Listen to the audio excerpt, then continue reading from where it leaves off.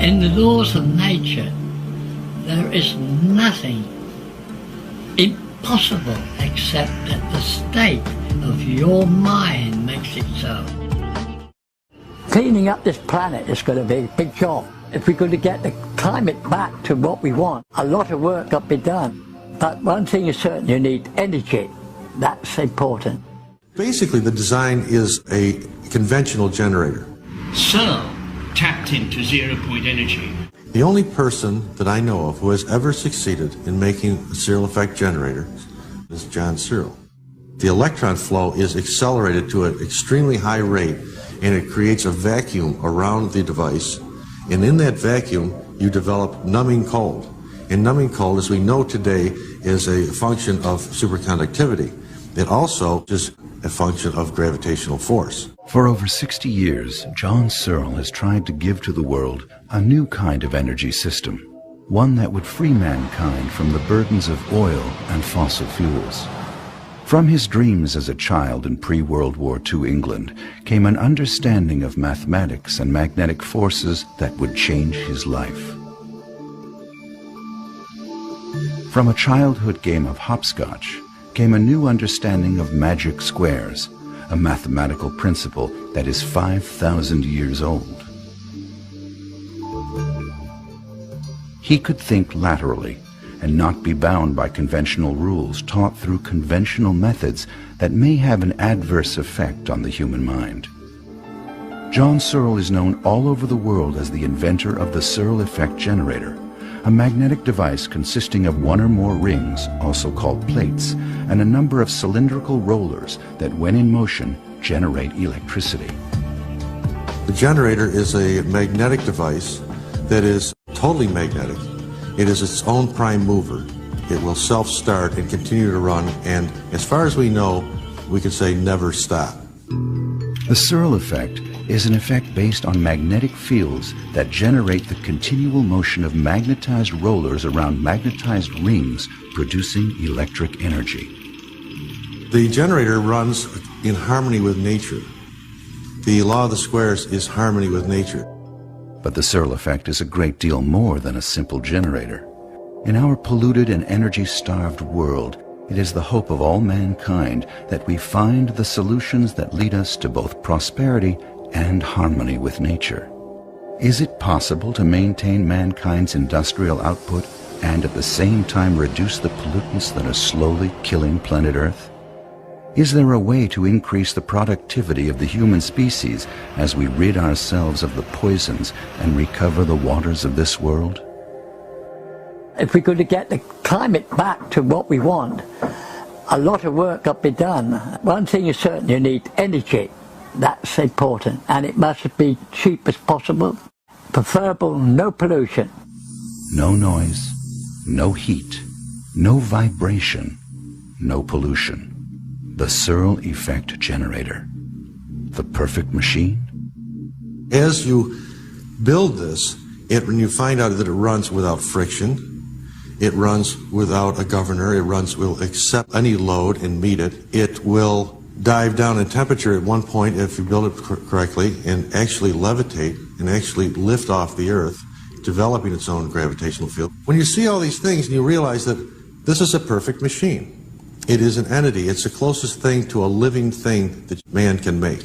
Does John Searle have the answer? Is John Searle's invention the point of impact between the question, what if there is a machine that could save mankind, and the answer, the Searle Effect generator? People say, well, you can't do this. You're going to upset the entire world economy. The whole economy is based on oil, and it works, they're saying. Well, it works very well for the people who are running the economy, but not necessarily for everyone else. I still maintain that it will not ruin the economy. It will be a very strong paradigm shift, much the same as the shift from horse and buggy to automobile. Surely this point of impact would produce energy of its own, human energy, emotional energy, joy, relief, hope, wonder, or perhaps the darker side of human emotions, greed, hate, and jealousy. All these years I've learnt one thing, you can't trust anyone with this technology. They want to steal it. And any worker see this and find out how it works could sell it to another company for millions. Because this, too, is the Searle Effect. Put simply, quantum mechanics is the study of the relationship between energy and matter. In particular, the relationship between electrons and photons, the area in which the actual Searle Effect takes place. It's photons. That's the role of grounding their energy to the coil. It is simply throwing photons out. That is what you see trapped in the magnetic field around it. Albert Einstein's contribution E equals mc squared made way for huge strides in science. Very soon, abstract mathematical proofs would replace ether theory as the best explanation of all things and their relativity. Others, like Nikola Tesla, would cling to the idea that energy was all around us and that we could access this energy and transport it through the atmosphere without the need for meters or utility companies. While the greatest minds of the 20th century uncovered theories about how the universe works, far beneath this lofty exchange, John Searle was dreaming. I had dreams, and those dreams are the key to all the work which I do. In fact, they're the key to all my knowledge. The Searle Effect is developed from the law of the squares, and it is from these squares that John Searle developed his generator and flying discs. But he didn't stop there. Over the course of his lifetime, John Searle's understanding of the squares would be used by him to explain all aspects of life in the universe, from DNA to relativity, from single-celled life to the human being. From transportation to construction of buildings, the squares could be used to understand everything.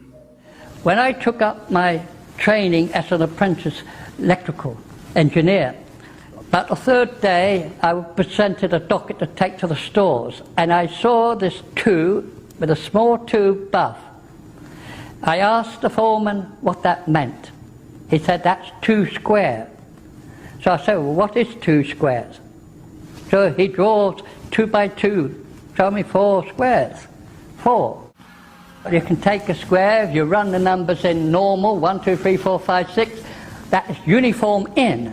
But when you total them up, each row, each column, each diagonal, you'll find they add up different. Putting numbers in random, we come up with a uniform output. Every line, every column, the 2 diagonals come out precisely the same. Random numbers in squares will produce a uniform total. John Searle would soon call this the law of the squares, nature's way of achieving order from chaos. This led to Searle's revelation.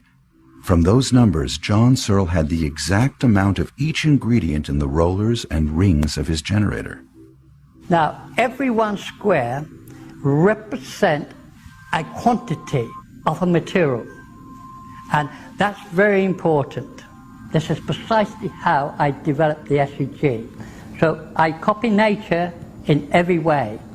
I work at trying to think how nature's doing it, and then produce this object. World War II had ended, brought about by the most devastating weapons ever conceived. The product of those lofty minds who 20 years earlier wondered what would happen if you hit a single atom hard enough. What kind of energy was stored in this tiny place? The answer, they thought, is the source of all energy in the universe. The practical answer was bang. In fact, the biggest bang mankind could ever devise. Einstein opened the door a bit further. Like most people, they come up with a wonderful formula. Einstein did. And then he stops at that and says, there's no way you can get this massive energy out of an atom. The cost would be too high, it's not worth it. Then you see you get another person comes along and thinks about this, oh no, just pump it with a proton or a neutron. Some of the vocabulary, words like volts, ohms, amps, and watts. By 1946, John Searle had a different idea. How could this energy be tapped without smashing the atom into bits? His idea was a completely new generator design. We didn't call them Searle Effect generators then, but we were just trying to produce a generator to run the house lights on. because I felt that the big generators at the power stations were a waste of money, would present to us vast pollution problems in the future. So the whole idea was to get something to produce electricity. Basically, the design is a conventional generator as far as how it looks. You've got a magnet passing by a coil. And all generators of electricity are based on magnetics and coils. You can pass a coil by a magnet or a magnet by a coil, but that gives you your deflection in the electron flow and the force in one direction. I already knew most of the fundamentals. What I was doing here was trying to get rid of the petrol engine or other devices to turn the generator. That was the objective. The two key issues are electrons and magnetic fields. John Searle understood the basic principles for generating electricity. He knew electricity was made up of electrons traveling down the wires into our homes. To generate, you've got to have electrons for motion, great motion. That's why you go to the rare earth. The primary component is a rare earth. Although it can be any of the rare earths, the component that we use is neodymium. That's element number 60 on the periodic chart. And that unit puts out an excess of electrons for some reason, and it will also replenish them very easily. Rare earth is the greatest weight of the whole materials that you're using. That has got to hold the mass of electrons. John Searle's idea was to find a way to ease those spare electrons out of the structure and use them. Instead of smashing the atom into bits, why not tap this vast electron reservoir by using magnetic fields, same as any generator of that time? So I say to myself, if you can release all the energy with a simple particle, surely we could ease it out gently by tunneling it in and giving it something to run up. So if we put a straight line, magnetic line, through, and the electron spins around, all this energy is spinning around and come out, we'll get a constant flow. Tunneling into the atom using a specific magnetic field will cause the electrons to move in one direction, and they can be collected and used. With production of electricity, you have two choices. You either rotate the magnetic field or you rotate the conductors. In our case, we rotate the magnetic flux. So as the roller rotates, it's also rotating around the base plate. To make his generator work, John Searle had to overcome many problems. Most of these occurred with the shape and design of his magnets and in the behavior of their magnetic fields. How can you make a round magnet orbit another round magnet without stopping or flying off? He studied the behavior of a bar magnet and a round magnet. There's something wrong with this. It's got a turning action on it. It was tormenting me. That must be able to go straight. I placed it on and it kept straight. And not only did it keep straight, it freely moved up and down. What happens if you make a ring? He knew magnetic fields could be impressed or printed on certain materials using a magnetizer, a device common to shops and factories that use magnets. The question that baffles scientists is why, when 3 was on, they just run round and round. The picture here was there was 2 states involved here, and of course there is. The 2 states referred to the 2 magnetic fields printed at right angles to each other. Both the roller and the plate had independent magnetic fields, one vertical and the other radial from the center to the rim. Clearly, the magnetic field was completely different to the magnetic fields we knew of. For some reason, why they were different, at the time I had no idea. The intersection of these 2 fields produces a wave that carries the roller around the ring, although this wave was unknown at the time the phenomenon was present. So we got fields at right angles. That's why the whole thing moves. If you haven't got 2 fields, it won't move. Now the 2 key issues for the production of electricity were present in a totally new generator design. The electrons were available in the rare earth material. The magnetic fields induced the roller to run on the plate. We didn't even know what the field looked like till a few years ago in Germany when we remade a segment. I said, well, let's have a look at this field. And we dusted it with very fine iron dust, shook off the surface. Do you know what that looked like? a bicycle wheel. That is the field that makes this work. Any other field won't work. That field does it. So we know that the magnetic field can be set to perform functions quite different to what we were taught in my day at school. And I think we're only scratching the surface of magnetism. Was this thing a generator? It created an extremely high voltage, but John Searle had no control over it whatsoever. With each experiment came a new set of questions. My magnetism is not your magnetism. Could it be that general magnetism contains multiple bands, a magnetic spectrum, exactly the same as white light contains a spectrum of colors?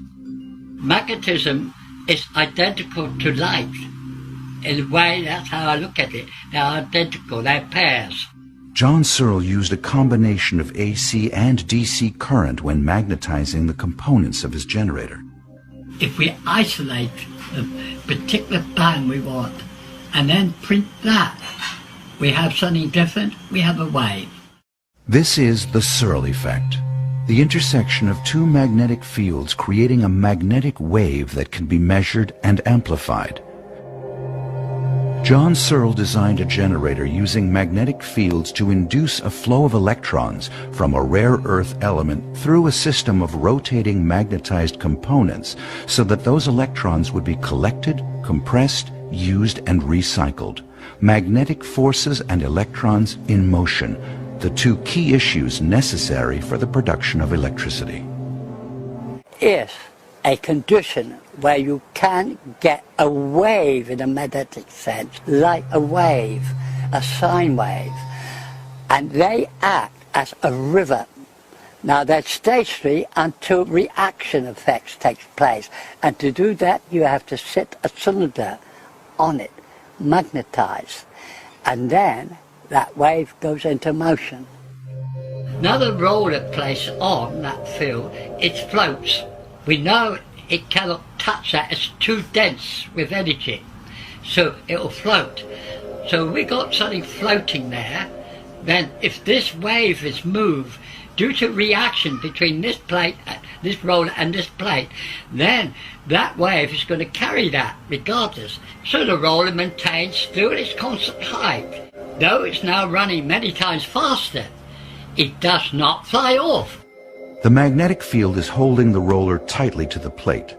At the same time, the electrons moving through the layered elements are collected and compressed on the surface of the plate, lifting the roller and creating space between the roller and the plate.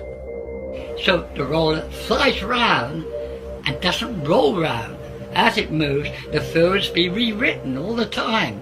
So the field never diminishes. It cannot diminish, because a magnetic field is in constant running order.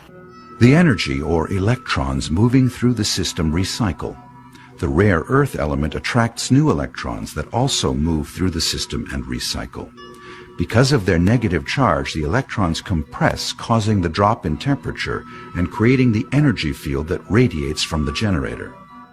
In 1956, I was soldering. I had to produce another unit, and this time we wasn't powering it up. I wanted to try to meter up things to see what the oscilloscope was showing me.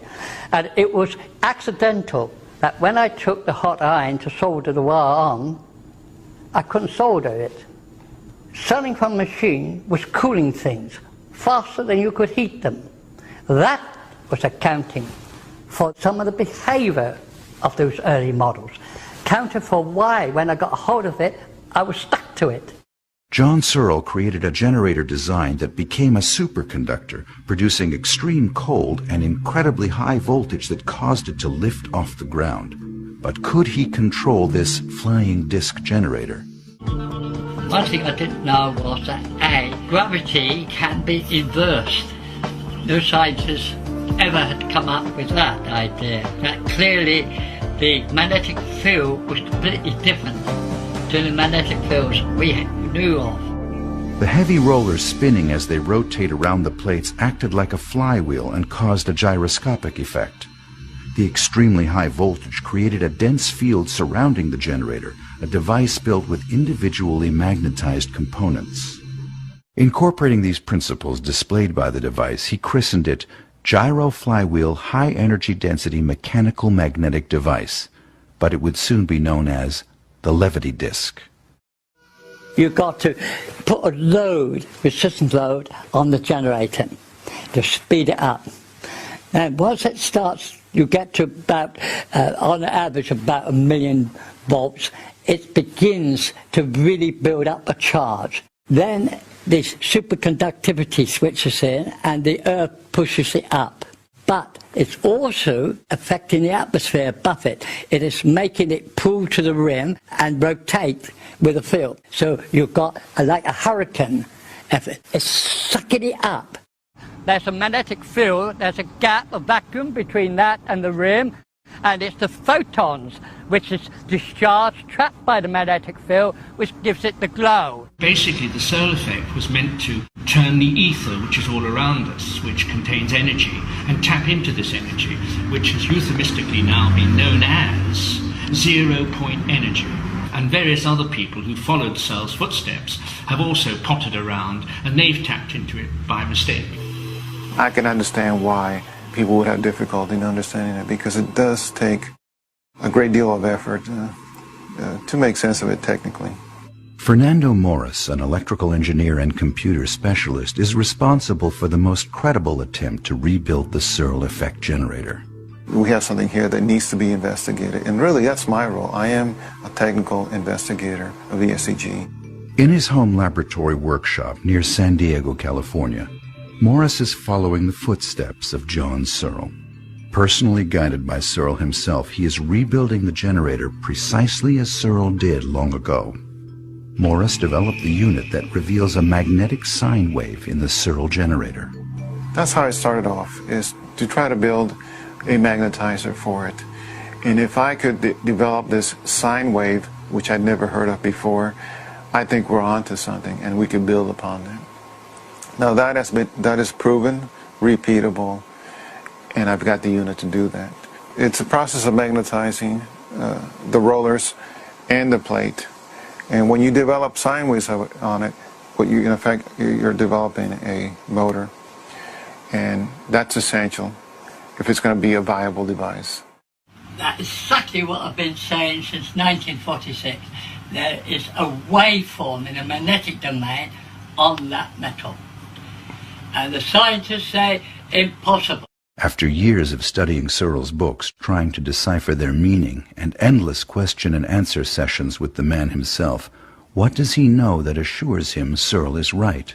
I'm going to release a piece of information here that I haven't shared before, and that is the law of squares. That's one of those question marks right now, is how does that come about? It took me a while to understand it, but what it is, it represents time, space, and energy. And what it says, it's in a random state. That's not useful energy. But what John has done is he has transposed that matrix so that the output is uniform. And within nature, uniformity means resonance. So if you can resonate that random energy, you got yourself an electric current, because electrons are the only things that are free to move on metal. So what we got here is a converter of random energy into electrical current. And that's the brilliance behind the machine here, is not only was John able to decipher his matrix, but he was able to make it into a workable device, and that's the SEG. Morris's mock-up of the SEG needs an outside power source, just like Searle's original back in 1946. This unit does not contain the rare earth material and will not display the Searle effect. It was built to demonstrate Searle's contention that spinning magnets give off an electric charge as measured by the flashing LEDs. What will be the reaction if and when the Searle generator functions as the inventor assures it will? I think the public will demand to know, why has this technology been ignored? Why have the experts failed to recognize it? John has a solution that is really the ultimate solution, because we're using energy that's already available within nature. and it's benign. I think we have a wonderful opportunity here. It's a shame it hasn't been taken advantage of. I mean, John has been struggling to get this technology out for years. John A. Thomas Jr. wrote a book about Searle, then formed a corporation with him in 1996, DISC, Direct International Science Consortium, for the purpose of rebuilding the Searle generator. Thomas's study of the Searle effect has convinced him beyond any doubt that Searle is telling the truth. And the United States has not heard of Professor Searle. They don't know who in the hell he is. The people of this world have been offered this technology in a refined form, usable, since the early 50s. And it was their right to have it, and it's been taken away from them by the media and by the power companies and by the people who are running this economic society. And we have been told that we cannot have this and it can't exist. Yeah, we could be living in a new world today that we should have had 25 years ago. John Searle has since reformed the Searle International Space Research Consortium, or SISRC, an offshoot of his earlier organization. The Searle Effect generator represents a fork in the road of scientific development that was abandoned nearly a century ago when ether theory became a relic of the past. The trouble is, we're confronted by a brick wall called the expert scientific world. If they haven't done it or cannot do it, it's impossible to do. All these years, 1964, we were at a peak, we were demonstrating, and still the scientists say it's impossible to do. Really? Well, we're going to show you.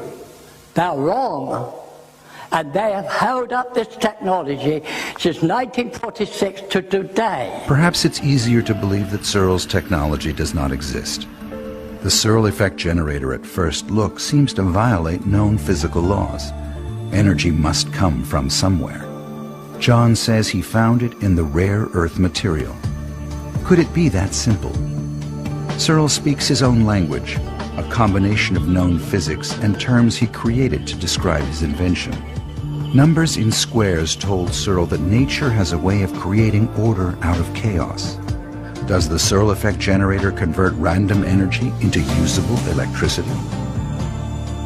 When his generator is overloaded, it affects gravity and flies. John says he gave it a body and let it fly. What is the truth? German philosopher Arthur Schopenhauer was once quoted as saying, "All truth passes through 3 stages. First, it is ridiculed. Second, it is violently opposed. Third, it is accepted as being self-evident." Could it be that John Searle's technology is passing through Schopenhauer's 3 phases of truth? The movement toward alternative energy sources is worldwide and essential. The promise of a working Searle Effect generator represents a paradigm shift and a renewed hope for all life on Earth.